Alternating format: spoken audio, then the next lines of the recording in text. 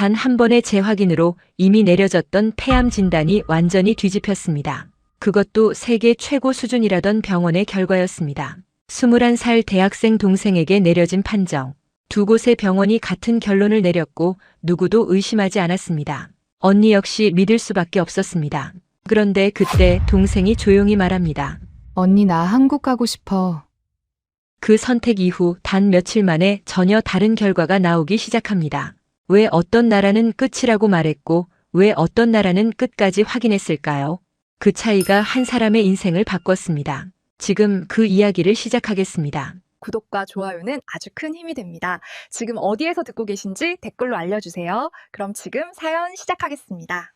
저는 에밀리 챔버스입니다. 영국 국적의 32살 국제선 승무원. 런던에서 서울까지, 두바이에서 뉴욕까지. 저는 일주일의 절반을 하늘 위에서 삽니다. 비행고도 3만 피트, 연료 소비량, 착륙 활주거리. 제가 신뢰하는 건 언제나 숫자였습니다. 숫자는 거짓말을 하지 않으니까요. 감정이 흔들릴 때도 불안이 밀려올 때도 숫자 앞에서는 언제나 마음을 가다듬을 수 있었습니다. 저에게 숫자는 단순한 도구가 아니었습니다. 세상을 이해하는 방식이었죠. 비행기가 흔들릴 때 승객들이 공포를 느끼는 동안 저는 기압 변화 수치를 머릿속으로 계산하며 평정심을 유지했습니다. 그게 제가 이 일을 오래 할 수 있었던 이유 중 하나였습니다. 하지만 숫자로는 계산할 수 없는 게 있다는 사실을 저는 그해 봄에서야 처음으로 배웠습니다. 그날도 저는 숫자를 믿었습니다. 동생 소피가 처음 병원에 간 건 그해 3월이었습니다. 기침이 2달 넘게 이어졌고 체중이 눈에 띄게 빠졌습니다. 소피는 처음엔 피곤한 거라고 했습니다. 학기 중이라 무리했다고 좀 쉬면 나을 거라고. 저도 그 말을 믿고 싶었습니다. 하지만 2달이 지나도 기침이 멈추지 않았고 결국 소피 혼자 검사를 받으러 갔습니다. 저는 그날 두바이행 비행 스케줄이 잡혀 있었고 함께 가지 못했습니다. 지금도 그게 마음에 걸립니다. 소피가 그 결과를 혼자 들었다는 게. 그날 저녁 소피에게서 문자가 왔습니다. 언니, 나 폐암이래. 저는 기내 화장실 앞에서 그 문자를 읽었습니다. 런던행 비행기 승객들이 오가는 좁은 복도, 낮게 깔린 엔진 소음 속에서 문자를 3번 읽었습니다. 4번 읽었습니다. 그래도 내용이 바뀌지 않았습니다. 손가락이 화면 위에 멈춰 있었고 저는 그 상태로 한참을 서 있었습니다. 뒤에서 누군가 화장실 문을 두드렸지만 움직일 수가 없었습니다. 소피는 그때 21살이었습니다. 대학교 2학년 미술을 전공하고 있었고 틈만 나면 카페에서 스케치북을 펼치던 아이였습니다. 어릴 때부터 손이 바빴습니다. 종이만 있으면 뭐든 그렸고 저는 그런 소피가 부럽기도 했습니다. 저처럼 숫자가 아니라 그림으로 세상을 보는 사람이라는 게. 담배는 단 한 번도 피운 적 없었고 술도 친구들과 가끔 한두 잔이 전부였습니다. 운동도 꾸준히 했습니다. 그런 아이에게 폐암이라니 세상에서 가장 부당한 문장처럼 느껴졌습니다. 런던으로 돌아오는 내내 저는 무너지는 것과 버티는 것 사이 어딘가에 있었습니다. 그러면서도 한편으로는 이상하게 냉정했습니다. 울어야 한다는 걸 알면서도 눈물이 나오지 않았습니다. 대신 머릿속에서는 계속 같은 생각이 맴돌았습니다. 확인해야 한다. 한 군데가 아니라 2군데, 3군데. 저는 그 길로 2번째 병원을 예약했습니다. 2번째 결과도 같았습니다. 폐암. 진행이 빠른 상태. 치료를 당장 시작해야 한다고. 의사는 따뜻하게 말했습니다. 최선을 다하겠다고. 요즘은 치료법이 많이 발전했다고. 하지만 저는 그 말이 위로처럼 들리지 않았습니다. 최선이라든가 희망이라든가 하는 단어들은 제 머릿속에서 제대로 착지하지 못했습니다. 숫자로 된 말이 아니었으니까요. 치료가 시작됐습니다. 항암 주사를 맞는 날이면 소피는 하루 종일 힘들어했습니다. 저는 스케줄을 조정해 가능한 한 곁에 있으려 했습니다. 옆에 앉아서 소피의 등을 쓸어내리며 아무 말도 하지 못했습니다. 소피는 그런 날에도 불평하지 않았습니다. 그냥 지쳐서 쓰러져 자는 것만 반복했고 저는 그 얼굴을 보면서 제 안에서 무언가 단단하게 굳어지는 걸 느꼈습니다. 분노인지 두려움인지 알 수 없는 무언가가. 생존율, 치료 성공 확률, 부작용 발생 빈도. 밤새 들여다본 숫자들은 그 어느 것도 소피의 오늘을 설명해주지 않았습니다. 침대 위에서 눈을 감고 있는 21살짜리 동생의 얼굴을 어떤 수치로도 표현할 수 없었습니다. 저는 그때 처음으로 숫자를 믿는다는 것이 얼마나 불완전한 신앙인지를 깨달았습니다. 항암 3번째 주기가 끝나던 날 밤 소피가 조용히 입을 열었습니다. 언니, 나 한국 가고 싶어. 저는 그 말의 무게를 그 순간에는 이해하지 못했습니다. 아직 몸도 추스르지 못하는데 이 상황에서 여행이라니. 하지만 소피의 눈빛은 제가 오래전부터 알던 그 눈빛이 아니었습니다. 무언가를 결심한 사람의 눈이었습니다. 그리고 저는 그날 밤 그 말 뒤에 어떤 이유가 숨어 있는지 알지 못한 채로 잠이 들었습니다. 그 이유를 알게 된 건 며칠 뒤의 일이었고 그 순간부터 저와 소피의 이야기는 전혀 다른 방향으로 흘러가기 시작했습니다. 소피가 한국 이야기를 꺼낸 건 그날 밤 처음이 아니었습니다. 돌이켜보면 소피는 꽤 오래전부터 한국에 빠져 있었습니다. 드라마를 보고 음악을 듣고 한국어를 혼자 공부했습니다. 저는 그게 그냥 10대들 사이에서 유행하는 취향 중 하나라고 생각했습니다. 깊이 들여다보지 않았습니다. 언니라는 사람이 동생의 일상에 얼마나 무심했는지 지금 생각하면 부끄럽습니다. 소피가 한국 드라마를 볼 때 저는 비행 스케줄을 확인하고 있었고 소피가 한국어를 공부할 때 저는 환승공항의 면세점을 걷고 있었습니다. 우리는 같은 집에 살면서도 서로 다른 시간 속에 있었습니다. 소피가 한국 이야기를 할 때만 눈빛이 달라진다는 걸 알아챈 건 항암 치료가 시작되고 나서였습니다. 병원에서 돌아오는 차 안에서 소피는 창밖을 보며 중얼거렸습니다. 언니, 나 한국 가면 순두부찌개 먹고 싶어. 몸이 그렇게 힘든 상황에서도 음식 이야기를 할 때는 목소리가 조금 달랐습니다. 가볍고 선명했습니다. 저는 그때 치료 끝나고 같이 가자고 했고 소피는 고개를 끄덕였습니다. 치료가 끝나면 이라는 말이 그때는 자연스럽게 나왔습니다. 우리 둘 다 그 말 뒤에 오는 시간을 아직은 존재한다고 믿었으니까요. 그런데 그날 밤은 달랐습니다. 소피는 노트북 화면을 저에게 들이밀었습니다. 유튜브 영상 하나였습니다. 한국의 한 대학병원에서 올린 영상이었는데 해외에서 폐암 진단을 받은 환자가 한국에서 재검사를 받고 진단이 달라진 사례를 소개하는 내용이었습니다. 자막도 없었고 소피는 한국어를 완벽하게 알지도 못했습니다. 그런데도 몇 번이나 돌려봤다고 했습니다. 화면을 가리키는 소피의 손가락이 살짝 떨리고 있었습니다. 언니, 저 사람이랑 나랑 증상이 비슷해. 저는 그 말에 즉각적으로 반응하지 않았습니다.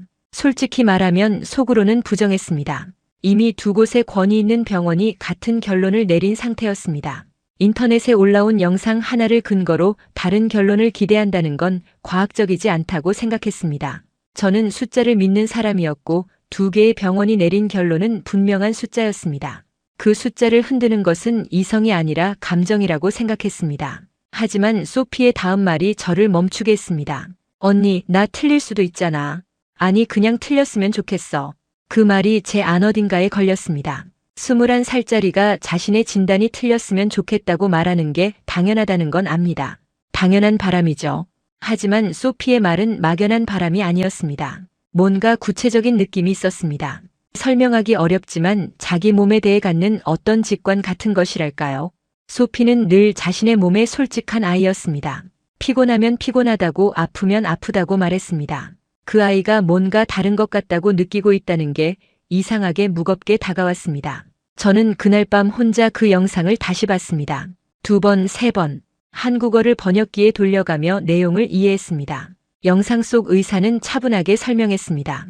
희귀 종양은 일반적인 폐암 검사 기준으로 판독하면 오진이 발생할 수 있다고, 정밀한 재검사 없이는 놓칠 수 있는 케이스가 있다고. 그 말이 머릿속에서 떠나지 않았습니다. 저는 그날부터 조용히 조사를 시작했습니다. 한국 병원을, 한국의 의료 시스템을. 승무원이라는 직업 덕분에 언어 장벽에 대한 두려움은 크지 않았습니다. 찾으면 찾을수록 뭔가 이상하다는 느낌이 쌓였습니다. 한국에서 희귀 폐 종양 관련 오진 케이스를 다시 진단해낸 사례들이 생각보다 많았습니다. 제가 그 숫자들을 외면하는 건 이번엔 오히려 비과학적인 일이었습니다. 모든 가능성을 확인하지 않은 채 결론을 믿는 건 숫자를 믿는 게 아니라 편의를 믿는 거니까요. 며칠 뒤 저는 소피에게 말했습니다. 가보자. 소피는 아무 말도 하지 않았습니다. 그냥 고개를 끄덕였습니다. 하지만 그 눈빛을 저는 지금도 기억합니다. 체념이 아니었습니다. 기대도 아니었습니다. 그건 아주 조용한 형태의 의지였습니다. 이미 마음속으로 결정을 내린 사람의 표정이었습니다. 우리는 비행기 표를 샀습니다. 편도가 아니라 왕복이었습니다. 편도를 사는 건 무언가를 결론짓는 것처럼 느껴졌으니까요. 왕복은 아직 아무것도 끝나지 않았다는 의미였습니다. 서울행 비행기가 활주로를 벗어나는 순간 저는 창밖을 바라봤습니다.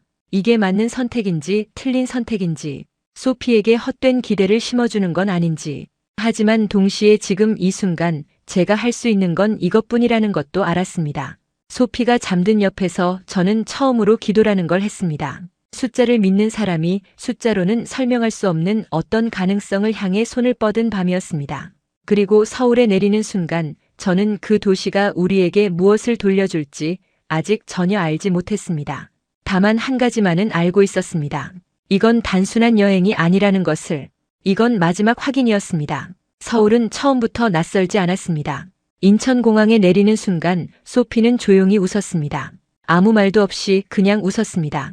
저는 그 웃음이 무슨 의미인지 정확히는 몰랐지만 오래간만에 보는 표정이라는 건 알았습니다. 항암 치료를 시작한 이후로 소피의 얼굴에서 그런 표정이 사라진 지 꽤 됐으니까요. 공항 출구를 나서며 소피는 깊게 숨을 들이마셨습니다. 마치 이 공기를 확인하듯이 저는 그 옆에서 캐리어를 끌며 이 선택이 맞다는 확신도 틀렸다는 확신도 없는 채로 서울 하늘 아래에 서 있었습니다. 이 도시가 우리에게 무엇을 줄 수 있는지 그 순간에 저는 전혀 몰랐습니다. 병원 예약은 미리 해뒀습니다. 서울 시내 대학병원이었습니다.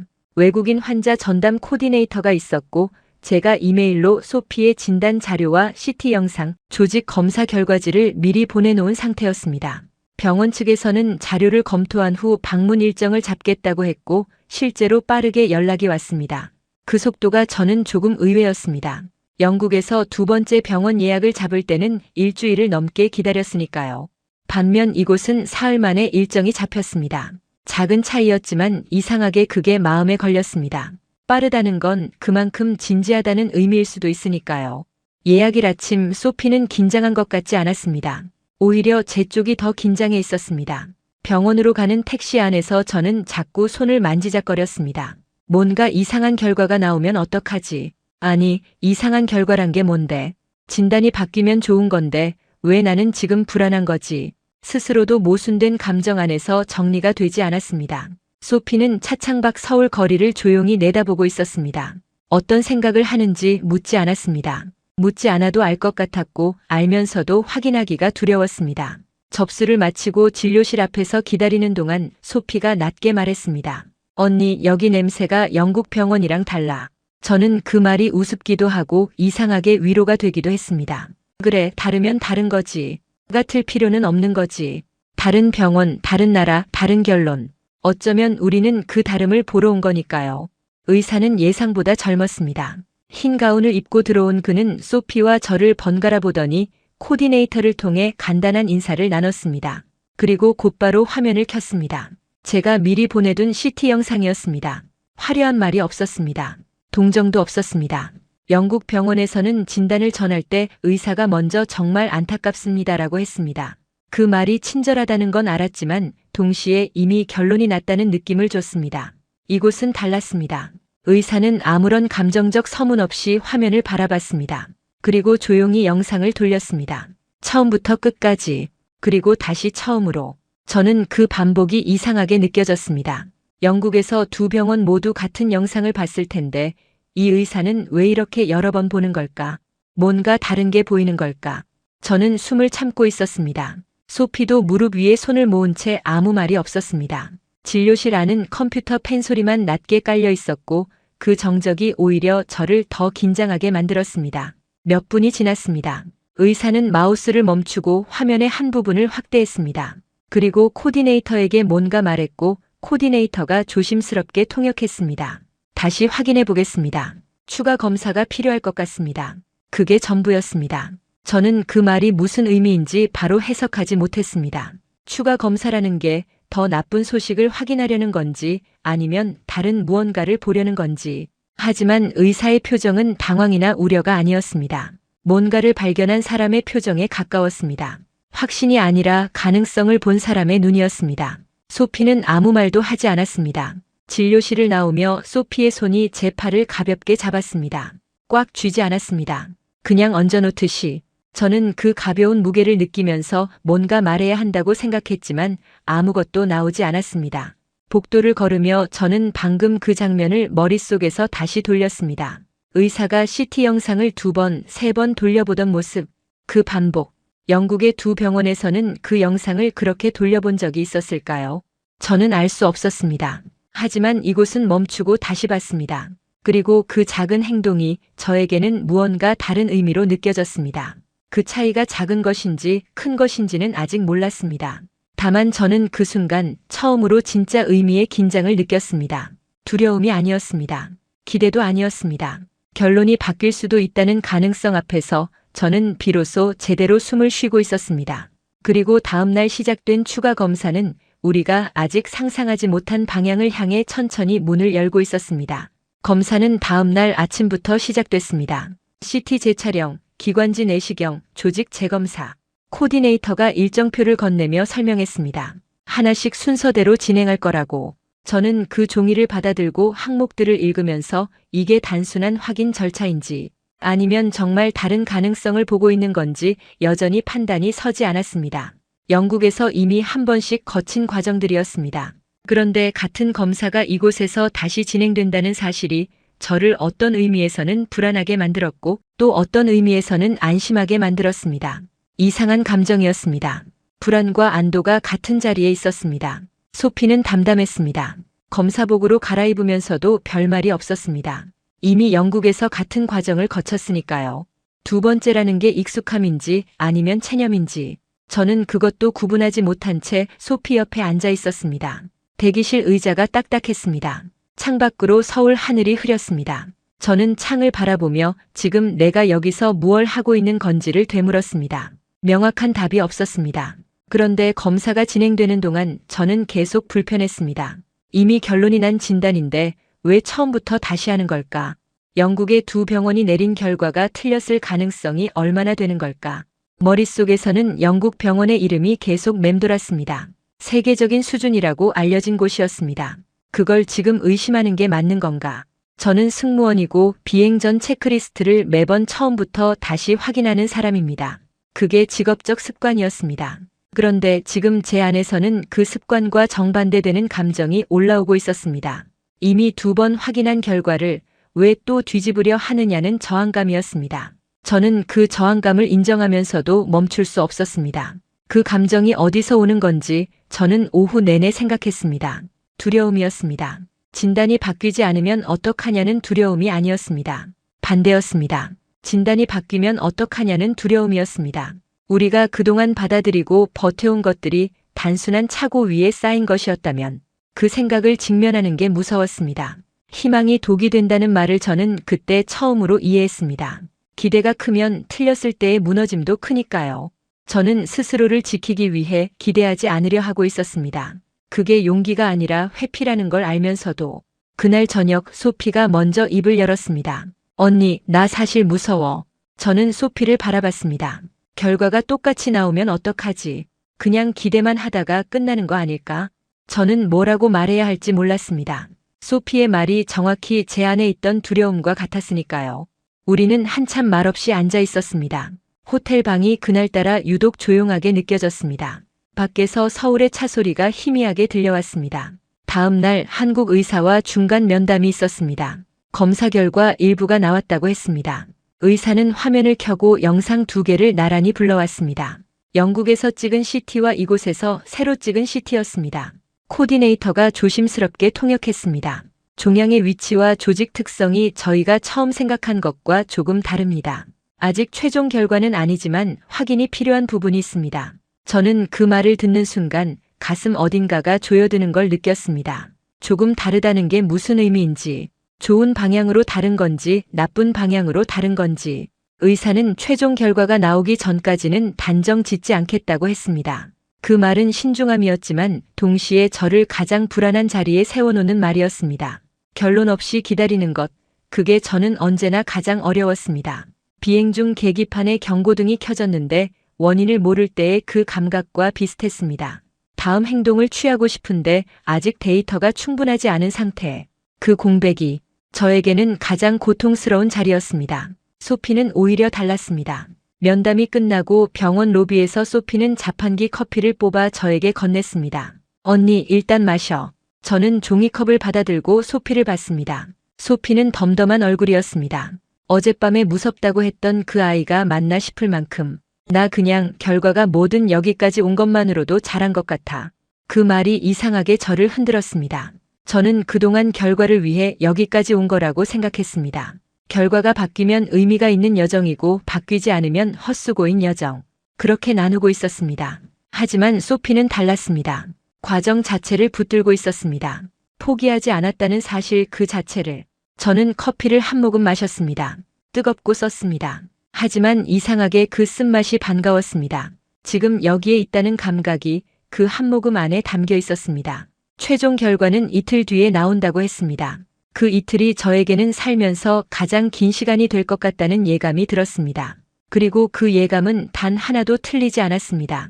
결과가 나온 날 저는 아침부터 아무것도 먹지 못했습니다. 소피는 오히려 아침을 먹었습니다.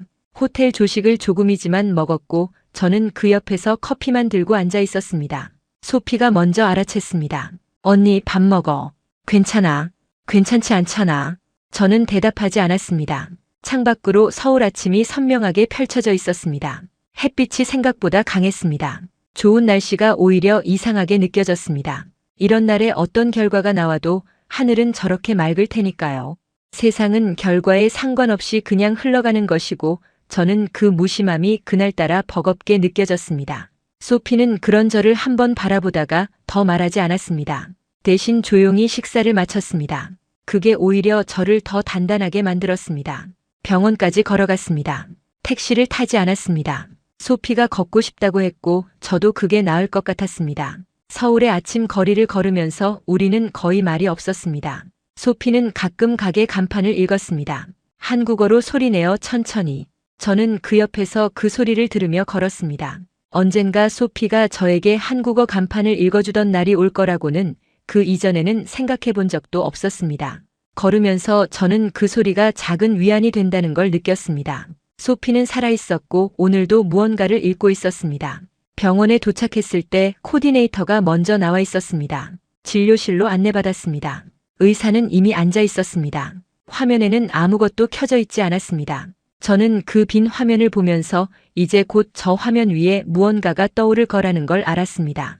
그 무언가가 우리의 이후를 결정할 거라는 것도. 소피는 제 옆에 앉아 두 손을 무릎 위에 모으고 있었습니다.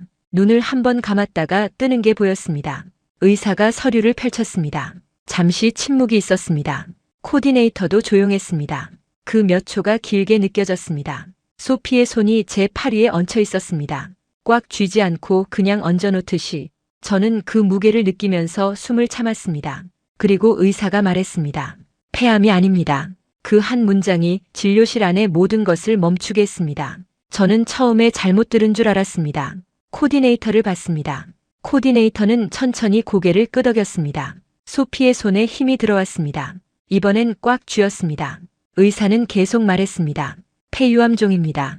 희귀 종양이지만 폐암과는 성질이 다릅니다. 수술로 제거 가능합니다. 전이 소견도 현재로선 없습니다. 저는 그 말들을 순서대로 받아들이려고 했지만 잘 되지 않았습니다. 폐유암종, 수술 가능, 전이 없음. 단어 하나하나는 이해했습니다. 하지만 그 단어들이 모여서 만드는 문장이 제가 지난 몇 달 동안 받아들이고 버텨온 현실과 너무 달라서 머릿속에서 제대로 연결되지 않았습니다. 저는 눈을 한번 감았다가 떴습니다. 진료실은 그대로였습니다. 어떻게 두 나라의 병원이 다른 결론을 낸 건가요? 저도 모르게 말이 나왔습니다. 의사는 담담하게 답했습니다. 희귀 종양은 일반적인 폐암 검사 기준으로 판독하면 구분이 어렵습니다. 같은 CT 영상도 어떤 기준으로 보느냐에 따라 다른 결론이 나올 수 있습니다. 저희가 처음 영상을 받았을 때 몇 가지 특이점이 있었고 그래서 추가 검사를 진행한 겁니다. 그 말은 차갑게 정확했습니다. 기적이 아니었습니다. 누군가의 실력이 다른 누군가보다 월등해서가 아니었습니다. 다시 봤기 때문이었습니다. 멈추고 한 번 더 확인했기 때문이었습니다. 그게 전부였습니다. 그 단순한 사실이 그 순간 저에게는 세상에서 가장 무거운 문장으로 들렸습니다. 소피가 울기 시작한 건 진료실을 나와서였습니다. 복도 벤치에 앉아서 소피는 소리도 없이 울었습니다. 저는 옆에 앉아서 소피의 어깨를 안았습니다. 뭔가 말해야 한다고 생각했습니다. 하지만 이번에도 아무 말이 나오지 않았습니다.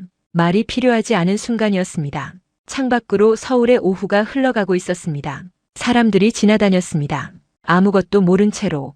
세상은 그냥 계속되고 있었습니다. 그리고 그 평범한 오후 속에서 소피의 시간도 다시 계속될 수 있게 됐습니다. 저는 그 순간에야 비로소 눈물이 났습니다. 진단을 처음 들었을 때도 나오지 않던 눈물이 이제야 나왔습니다. 기쁨인지 안도인지 슬픔인지 구분이 되지 않았습니다. 아마 그 모든 게 한꺼번에 터진 것이겠죠. 수술은 아직 남아 있었습니다. 넘어야 할 것들도 아직 있었습니다. 하지만 적어도 이제 우리 앞에는 길이 있었습니다. 그리고 그 길 위에서 소피가 처음으로 저에게 물었습니다. 작고 떨리는 목소리로, 언니, 나 이제 살 수 있어?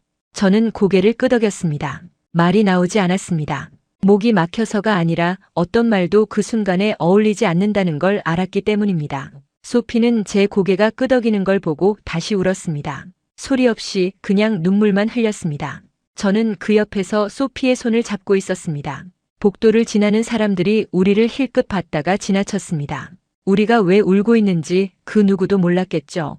그냥 병원 복도에 앉아 우는 두 사람으로 보였을 겁니다. 하지만 그게 괜찮았습니다. 설명하지 않아도 되는 눈물이 있다는 걸 저는 그날 처음 알았습니다. 숫자로 설명할 수 없는 것들처럼 눈물에도 그런 순간이 있었습니다. 수술 일정은 일주일 뒤로 잡혔습니다. 그 일주일을 어떻게 보낼 건지 처음에 저는 전혀 몰랐습니다. 수술 전 관리 지침을 받았고 해야 할 것과 하지 말아야 할 것들이 적혀 있었습니다. 저는 당연히 최대한 조용히 쉬어야 한다고 생각했습니다. 숫자를 믿는 사람답게 지침대로 움직여야 한다고. 그런데 소피는 그 종이를 한번 읽고 내려놓으며 말했습니다. 언니, 나 서울 구경하고 싶어.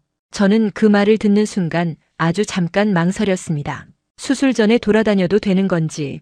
그런데 코디네이터에게 확인해 보니 가벼운 산책 정도는 오히려 좋다고 했습니다. 저는 그 말을 듣고 나서야 소피의 손을 잡고 밖으로 나갔습니다. 우리는 그날 오후 서울을 걸었습니다. 처음 왔을 때와 같은 거리였지만 완전히 달랐습니다. 처음엔 결과를 향해 걷는 거리였고 이번엔 살아있음을 확인하는 거리였으니까요. 소피는 멈추고 싶은 곳마다 멈췄습니다. 작은 문구점 앞에서 한참을 서서 안을 들여다봤고 골목 안쪽 카페에 들어가 아이스 아메리카노를 시켰습니다. 저는 그 옆에서 소피가 한국어 메뉴판을 소리내어 읽는 걸 들었습니다. 틀린 발음도 있었지만 저는 고쳐주지 않았습니다. 그냥 그 소리가 좋았습니다. 소피가 이 도시의 언어로 무언가를 말하고 있다는 사실 자체가. 소피가 스케치북을 꺼낸 건 카페에서였습니다.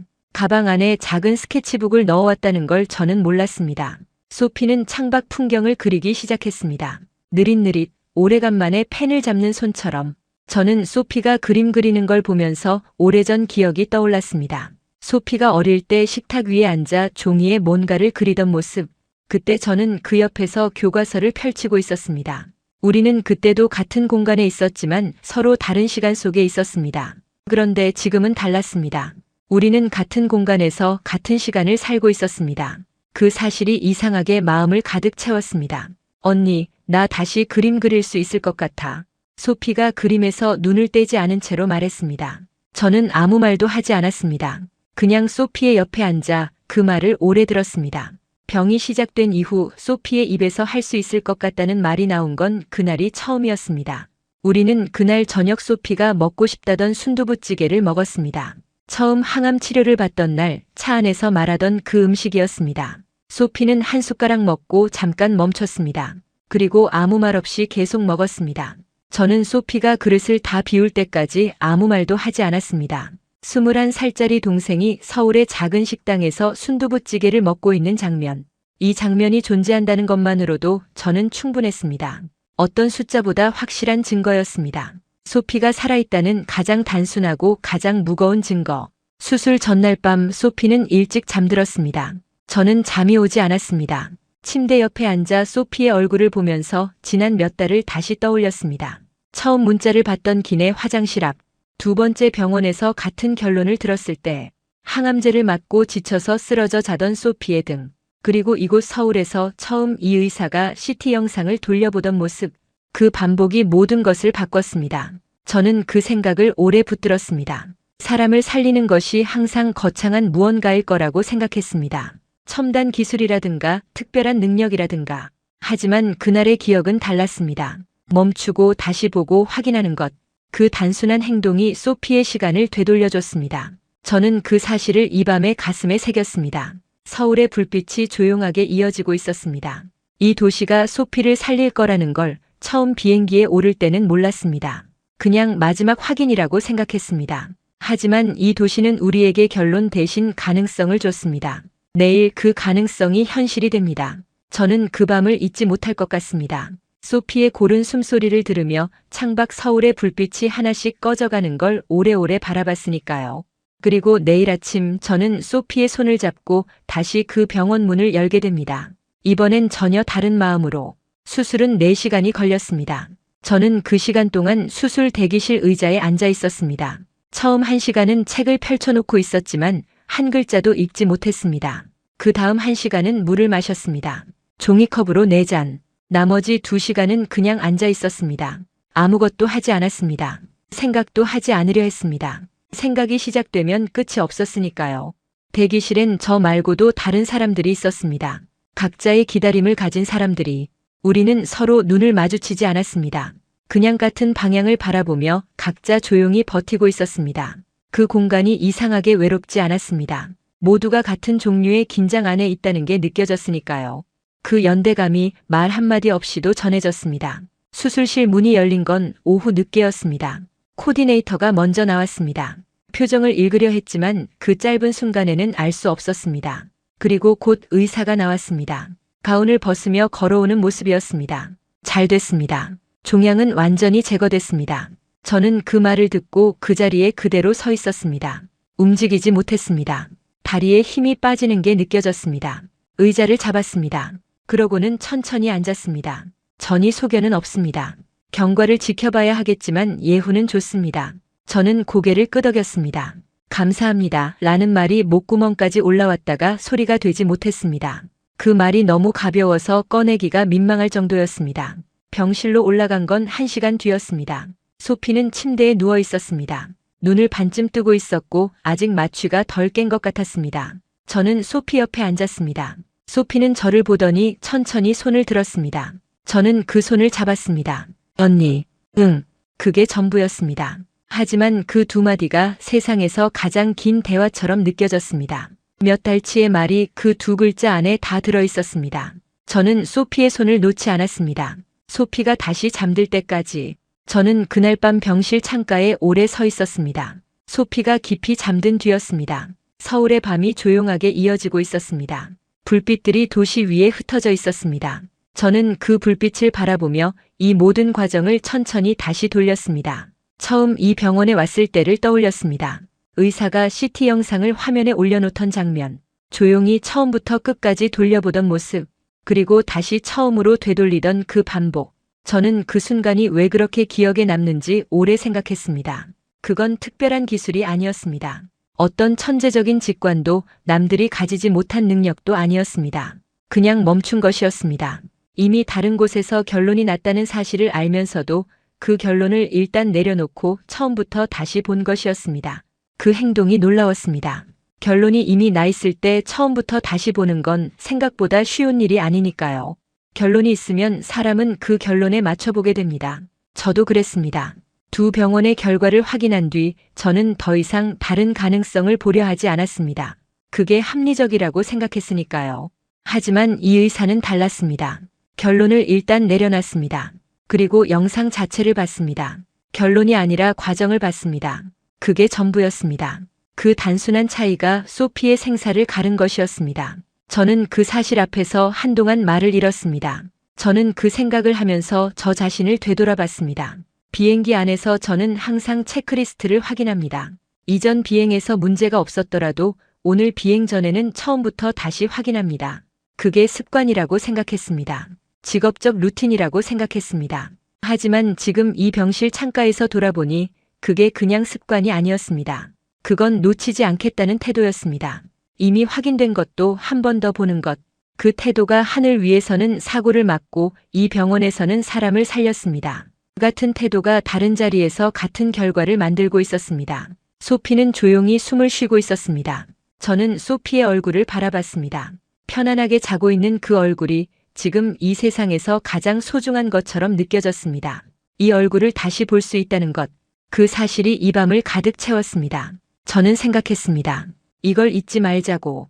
이 밤을, 이 창가를, 이 도시의 불빛을, 그리고 한 의사가 화면 앞에서 조용히 영상을 돌려보던 그 장면을, 그게 모든 것을 바꿨다는 사실을, 영국으로 돌아가면 이 이야기를 어딘가에 남겨야겠다고 생각했습니다. 아직 어디에 쓸지는 몰랐습니다.